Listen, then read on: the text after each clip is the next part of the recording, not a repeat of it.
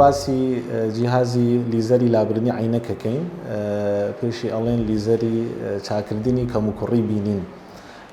ئەم جیهازێکی تایبەتە لیزەر بەکارەهێنێت بۆ گۆڕینی شکلی گلێنە بۆ لابردنی ئەو دەرەجانەی کە لە چاوی نەخۆشەکانە هەیە. بۆ هەموو دەرەجەکانە بێت بۆ نمونە گەرەیەکی نزیکبین بێ یان دووربین بێت یان ئەستگماتیزمی هەبێت. جیهازەکە ناوی ئەمارس 500S ئەمە شەریکەی شوێندی ئەڵمانیە جۆری لیزەری پێکرێ کە تازەیە لە وڵاتی ئێمە پێڵێن ترانسپی ئارکەی. ئەم ترانسپی ئارکەیە ئەوەی باشە هیچ دەستکاریکردنی چاوی نەخۆشەکەی تیان نییە. بۆ نمونە نەبڕینی تیان نە کڕاندنی تیان نە بەکارهێنانی مادی شیمیاوی تایە وەکو کوحول و ئەم بابەتانە مایتەماسیمانە بەکار نایێت.